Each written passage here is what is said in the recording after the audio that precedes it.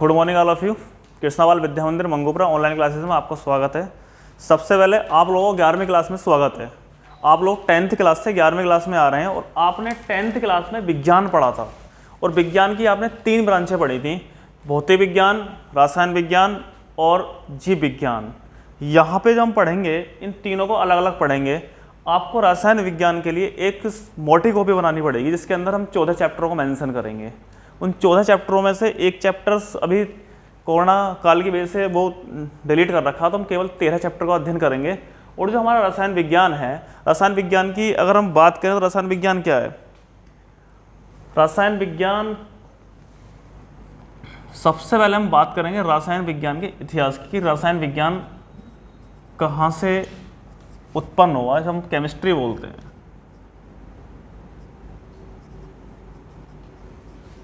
तो केमिस्ट्री शब्द की उत्पत्ति, जैसे आपने 9th में पढ़ा होगा या 9th में आपको सर ने बताया होगा कि केमिस्ट्री शब्द की उत्पत्ति कीमिया से हुई थी। जो एक कीमिया शब्द है उससे इसका मतलब है मिस्र की सभ्यता, मतलब उसका जो मिस्र थी, मिस्र की जो काली मिट्टी थी, वहाँ से केमिस्ट्री शब्द की उत्पत्ति होती कीमिया से। इसके बाद जो केमिस्ट्री के जनक हैं, केमिस्ट्री के जनक हैं लेवासिए, और लेवासिए के बाद इसे डिवाइड किया था लेवासिए के बाद तुम्हारे बर्जीलियस, और बर्जीलियस के बाद हमारे बोहलर। ये 3 साइंटिस्ट को इसमें इंक्लूड किया गया था। बोहलर जो है आपके कार्बनिक रसायन के जनक हैं। वो साइंटिस्ट वो थे जिन्होंने सबसे पहले प्रयोगशाला के अंदर एक कार्बनिक पदार्थ यूरिया का निर्माण किया था। किसका किया था? यूरिया का निर्माण। बर्जीलियस ने कार्बनिक रसायन को डिफाइन तो किया था, लेकिन बर्जीलियस ने एक जैव शक्ति सिद्धांत के आधार पर उसे बताया था। तो बर्जीलियस ने यह बताया था कि जो जैव शक्ति सिद्धांत जो था, मतलब जीवों के अंदर विशेष प्रकार की क्षमता होती है जिसके अंदर कार्बनिक पदार्थों का निर्माण होता है। तो उसके बाद बर्जीलियस के एक स्टूडेंट थे बोहलर ने अमोनियम साइनाइड को गर्म किया, और अमोनियम साइनाइड को गर्म करने के बाद उसे अमोनियम साइनाइड गर्म करने के बाद उसे यूरिया में कन्वर्ट किया। तो बोहलर एक सबसे पहले कार्बनिक यौगिक का निर्माण करने वाले साइंटिस्ट बने। अगर हम बात करें इसकी कि हम इसे कैसे कैसे मतलब डिवाइड कर सकते हैं, तो सबसे पहले मैं एग्जाम्पल ले लूं मेज। क्या है ये? मेज है, कुर्सी है।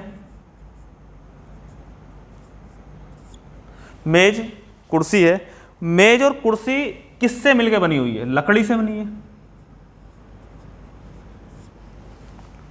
कैसे बनी है? लकड़ी से बनी हुई है। अब ये मेज और कुर्सी किससे बनी है? लकड़ी से बनी है। तो ये जो अवस्था है, इस अवस्था को हम क्या कहेंगे? इसे इंक्लूड करेंगे हम भौतिक विज्ञान में। कौन से विज्ञान में? भौतिक विज्ञान में। अब ये लकड़ी है, इस लकड़ी का जो निर्माण हुआ होगा किससे हुआ होगा? ऊतक से। किससे हुआ होगा? जाइलम होता है बेटा। ये क्या होता है? ये जाइलम होता है। जो आपके पास लकड़ी जो नॉर्मली लकड़ी होती है, ये क्या होती है? जाइलम। और जाइलम क्या होता है? एक प्रकार का ऊतक होता है।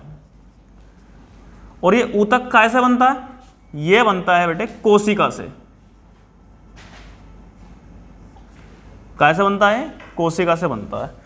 अब इन दोनों की अगर हम बात करें, किसकी?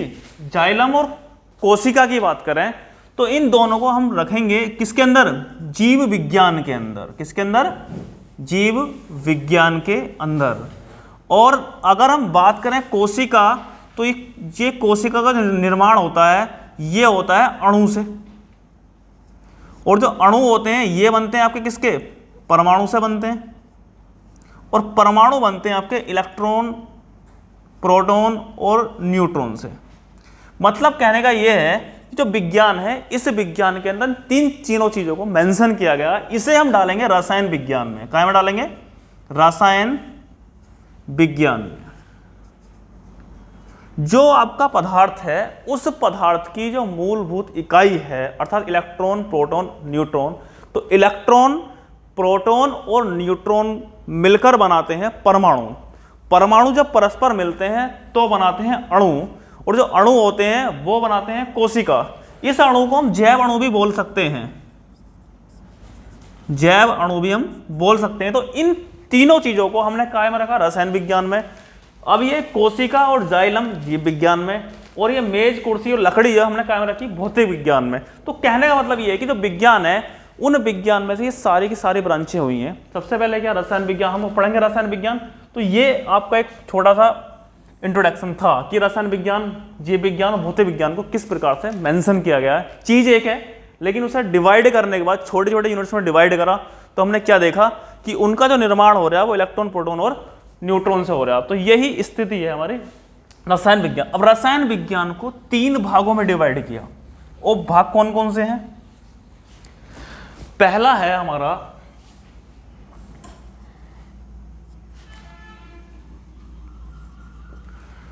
Physical chemistry.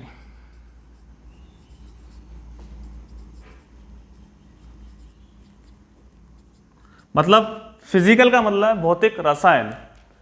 अब भौतिक रसायन क्या होगा, जितने भी आपके न्यूमेरिकल पोर्शन है या किसी भी रासायनिक अभिक्रिया हो रही है, उस रासायनिक अभिक्रिया में होने में कितनी एनर्जी लगेगी, या उसके बॉन्ड के ब्रेक में कितनी एनर्जी रिलीज हो रही है, या वहां से इलेक्ट्रॉन डालने में कितनी एनर्जी निकलेगी, या इलेक्ट्रॉन निकालने में कितनी एनर्जी हमें देनी पड़ेगी।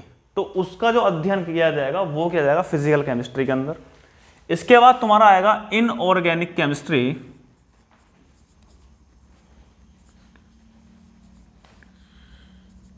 तो जो इनऑर्गेनिक केमिस्ट्री है वो आपकी होगी अकार्बनिक रसायन, और इसके अंदर अकार्बनिक रसायन के अंदर हम केवल तत्वों के बारे में पढ़ेंगे।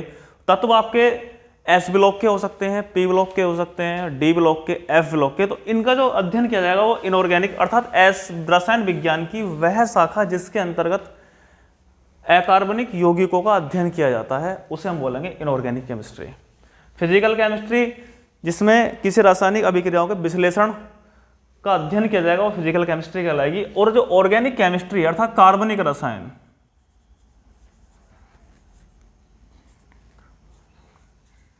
तो जो कार्बनिक रसायन है, कार्बनिक रसायन क्या है, जिसमें रसायन विज्ञान की वह शाखा जिसके अंतर्गत कार्बनिक यौगिकों का अध्ययन किया जाता है उसे हम बोलेंगे कार्बनिक रसायन। क्या बोलेंगे हम? कार्बनिक रसायन। तो ये रसायन विज्ञान की 3 शाखाएं हैं जिसका हम अध्ययन करेंगे। इसके बाद अब हम आपके बचपन की बात करते हैं, जो बचपन आपने पढ़ा होगा 9, 10, 6 क्लास से आपको पढ़ते आ रहे हो कि द्रव्य क्या है, पदार्थ क्या है, पदार्थ या द्रव्य। तो पदार्थ क्या है? पदार्थ वह होता है जिसमें भार होता है, जिसका अनुभव हम अपनी आंखों से देखकर और हाथ से छूकर कर सकते हैं, वो क्या कहलाएगा? हमारा पदार्थ कहलाएगा। अब ये बोतल है, इसमें कुछ तो, इस बोतल के अंदर कुछ तो भार होगा, इसलिए होगा भार है इसमें, और इसके अंदर इसे हम हाथ से छूकर देख सकते हैं, आंखों से भी देख सकते हैं, मतलब इसका अनुभव हम नॉर्मली कर सकते हैं। तो ये क्या है? ये एक पदार्थ है। क्या है ये? पदार्थ। तो अब केमिस्ट्री पढ़ने जा रहे हैं तो हम प्रत्येक चीज को अब रसायन विज्ञान की दृष्टि से देखेंगे। किसी दृष्टि देखें? रसायन विज्ञान की, क्योंकि ये प्लास्टिक है। प्लास्टिक का जो निर्माण हुआ होगा वो अणुओं से हुआ होगा, और जो अणु बने होंगे वो किससे बने होंगे? परमाणुओं से बने होंगे। तो जो भी चीज हमारे आसपास है हम अध्ययन करेंगे किस चीज से, उसे हम नॉर्मली मानेंगे। क्या? उस चीज को नॉर्मली हम मानेंगे कि वो रसायन विज्ञान का एक छोटी से छोटी यूनिट है। ये लकड़ी है, मैंने अभी बताया था, लकड़ी जो होती है आपकी जाइलम से बनी होती है। जाइलम बनता है कोशिकाओं से, जाइलम बनता है, जाइलम ऊतक है, ऊतक क्या है? कोशिकाओं का समूह। वो कोशिकाएं जैव अणु से बनी होंगी, जैव अणु आपके परमाणुओं से, परमाणु आपके क्या किससे बने होंगे? इलेक्ट्रॉन, प्रोटॉन और न्यूट्रॉन से। तो कहने का मतलब क्या है कि हमारे आसपास जो भी चीज है, ये कपड़ा है, ये कपड़ा भी एक आपका रासायनिक सब्सटेंस है। क्या है ये? रासायनिक सब्सटेंस है। मोबाइल का सॉफ्टवेयर, मतलब मोबाइल की चिप, माइक्रो जो चिप होती है, चिप भी आपका एक एलिमेंट है जो आपका होता है उपधातु, जिसे बोलते हैं सिलिकॉन। क्या बोलते हैं? सिलिकॉन। तो हमारे आसपास का जितना भी क्षेत्र है हम उसे केवल मेडिसिन्स हैं, पानी है, मेडिसिन्स क्या है? मेडिसिन्स हमारे जो सब्सटेंस है उन सब्सटेंस का जो इंटर कन्वर्जन है, जो केमिकल चेंजेस है, केमिकल चेंजेस का जो निष्कर्ष निकल के आ रहा है वो क्या है? मेडिसिन्स है। अब आप ले लो पदार्थ। तो पदार्थ कोई भी सब्सटेंस जिसमें भार होगा जो स्थान घेरेगा जिसमें भार होगा वो क्या कहलाएगा आपका पदार्थ। तो पदार्थ की आप लोगों ने 3 अवस्थाएं पढ़ी हैं। कितनी पढ़ी हैं बेटा? 3 अवस्थाएं हैं। वो 3 अवस्थाएं कौन कौन सी आपको मालूम भी है? पहली कौन सी होती है? ठोस, अर्थात इसे हम बोलेंगे सॉलिड। दूसरी द्रव, जिसे हम बोलेंगे लिक्विड। और तीसरी होती है गैस, और जिसे हम प्यार से बोल सकते हैं SLG, अर्थात सॉलिड, लिक्विड और गैस। तो आपने 9th में पढ़ा होगा ठोस। ठोस क्या होते हैं? जिनके जो अवयवी कण हैं, अवयवी कण मतलब वो होते हैं जिनसे किसी चीज का निर्माण होता है। तो अवयवी कण क्या हो सकते हैं? परमाणु हो सकते हैं, अणु हो सकते हैं और आयन हो सकते हैं। क्योंकि हम रसायन विज्ञान पढ़ रहे हैं तो रसायन विज्ञान में हमें अवयवी कणों की जहां भी बात आएगी वहां पे हम केवल 3 शब्दों का यूज करेंगे, परमाणु, अणु या आयन। अगर हम ठोस की बात करें तो ठोस के जो अणु होते हैं वो बहुत पास पास होते हैं।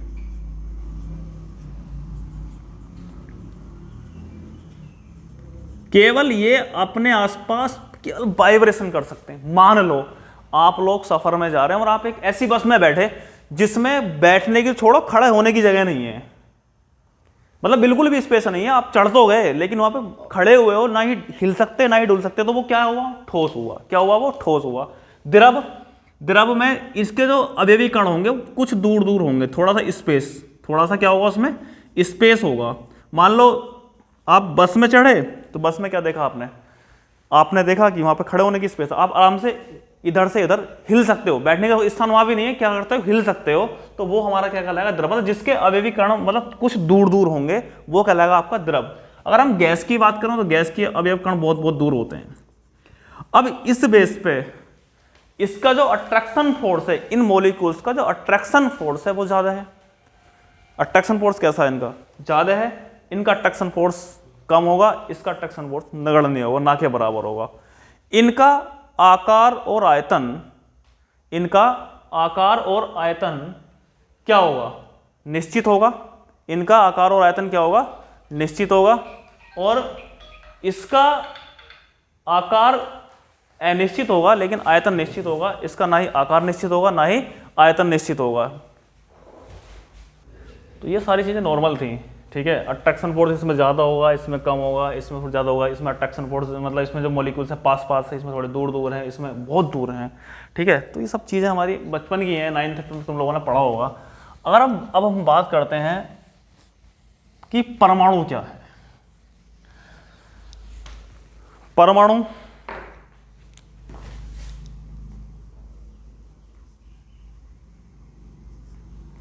इससे हम बोलते हैं एटम।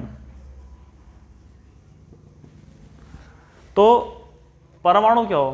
किसी भी पदार्थ का वह छोटे से छोटा कण, किसी भी पदार्थ का वह छोटे से छोटा कण जो स्वतंत्र अवस्था में नहीं रह सकता वो क्या कहलाएगा? आपका परमाणु कहलाएगा।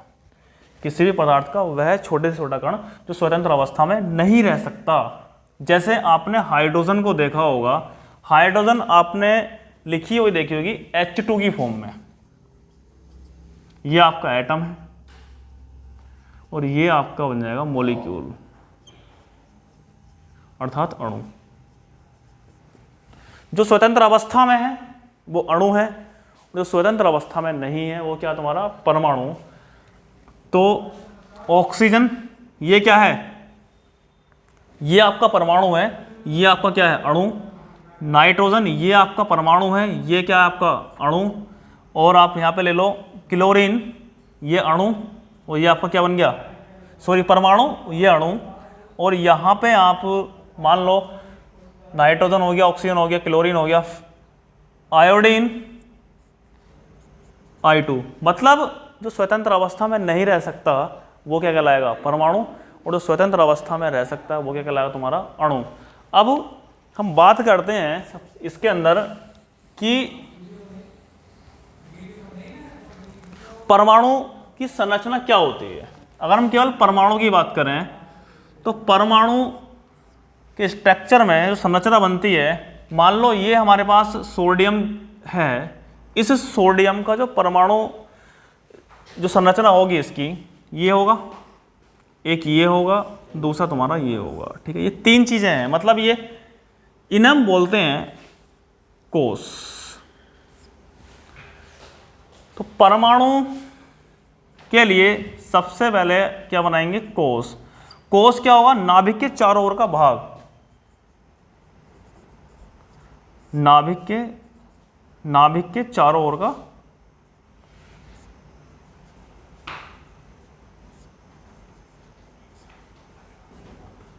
जो आपका नाभिक है, उस नाभिक के चारों ओर के भाग को हम क्या कहेंगे, कोष कहेंगे। जो पहला कोष होता है उसे के बोलते हैं, उसके बाद एल आता है, फिर एम आता है, फिर एन आता है। तो ये सोडियम है, इस सोडियम के अगर हम बात करें तो पहले 2 इलेक्ट्रॉन, इसके परमाणु क्रमांक 11 होता है, 2 इलेक्ट्रॉन ये और 8 यहां पे हो जाएंगे,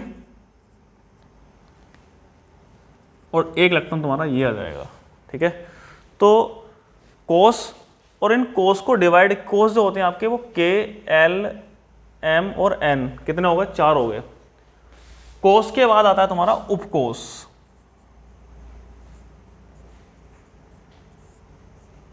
उपकोष को डिवाइड करेंगे हम एस, पी, डी और एफ, एस, पी, डी और एफ। अब इन कोष के अंदर कितने कितने इलेक्ट्रॉन्स रह सकते हैं, या उपकोष में कितने कितने इलेक्ट्रॉन हो सकते हैं, एक बार को देख लेते हैं।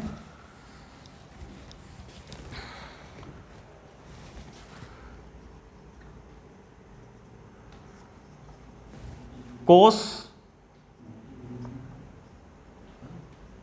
इलेक्ट्रॉन की संख्या के में 2 से ज्यादा इलेक्ट्रॉन फिल नहीं करेंगे। कितने करेंगे हम, 2 करेंगे। एल में मैक्सिमम इलेक्ट्रॉन्स 8 होंगे, और जो एम है इसमें मैक्सिमम इलेक्ट्रॉन्स 18 होंगे, और एन में मैक्सिमम इलेक्ट्रॉन्स कितने होंगे, 32 होंगे। तो जो के कोष है, ये के कोष किस किस उपकोष से मिलकर बना होता है। तो के कोष की बात करें, के अंदर ये हमारा कोष है, तो टोटल इलेक्ट्रॉन कितने हैं,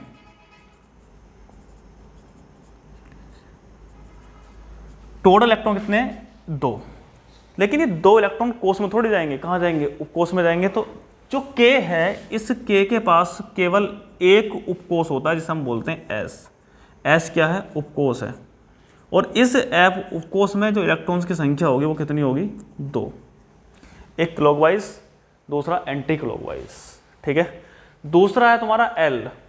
अगर हम एल की बात करें तो एल में टोटल इलेक्ट्रॉन्स की संख्या कितनी है, 8 है।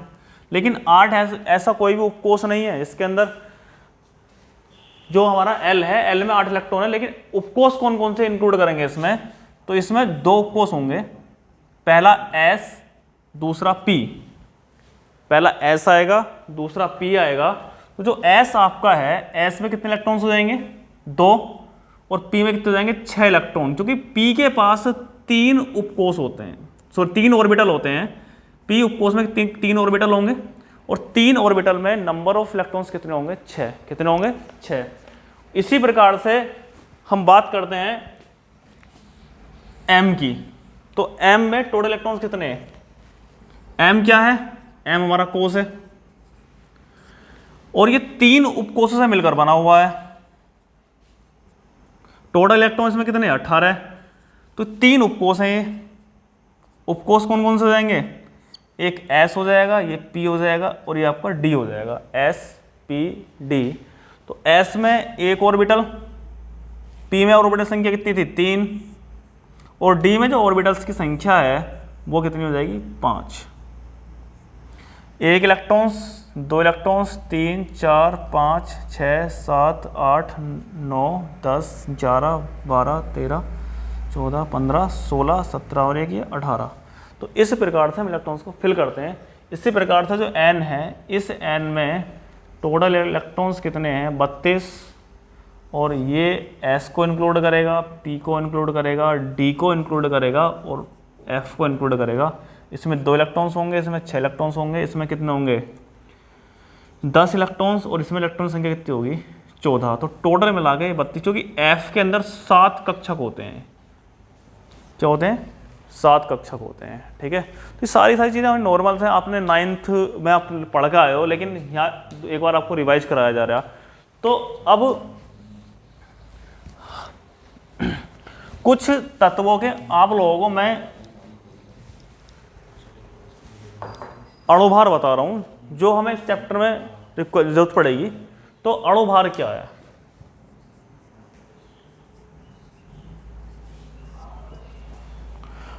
जो हमें अणुभार याद रखने हैं, नॉर्मली ज़्यादा नहीं, 7 या 8 कंपाउंड्स के अणुभार आपको याद रखने। जितने भी यौगिक बनेंगे वो उनके मिलाने से बनेंगे। पहला कार्बन का 12 होता है। कितना होता है? 12। उसके बाद आ जाओ तुम नाइट्रोजन का 14 होगा, हाइड्रोजन का 1 होता है, और ऑक्सीजन का यूज होता है 16, सल्फर का 32, सोडियम का 23, और कैल्शियम 40, पोटेशियम 40, पोटेशियम 39 यूज करते हैं, और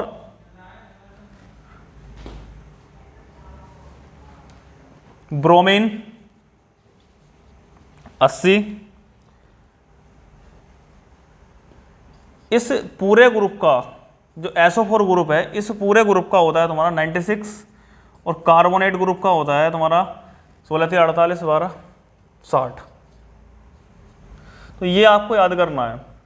मतलब जो अणुभार होता है किसी भी यौगिक में उपस्थित तत्वों का जो परमाणु भार होता है, उस परमाणु भार का जो योग होता है उसे हम क्या बोलेंगे? अणुभार बोलेंगे। क्या बोलेंगे? हम अणुभार बोलेंगे। जैसे हमें यूरिया का अणुभार निकालना है, NH2CO NH2 का अणुभार निकालना है, तो इसके अंदर जो टोटल एलिमेंट हैं उन्हें देख लो कौन कौन से। नाइट्रोजन कितना हमारे पास? एक नाइट्रोजन ही है। इस नाइट्रोजन का कितना होता है? 14 होता है, प्लस ये जो संख्या है ये मल्टीप्लाई में जाएगी। 2 × हाइड्रोजन का होता है 1, प्लस 12 प्लस 16 प्लस 14 प्लस 2 × 1, तो 14 plus 2 plus 12 plus 16 plus 14 plus 2, तो ये हो जाएगा तुम लोगों का 2 4 6, 2 और 4 6 6 12 12 और 2 14 16 और 4 20, 1 2 3 4 4 और 2 6। तो इसका जो अणुभार आया कितना आया? 60 आया।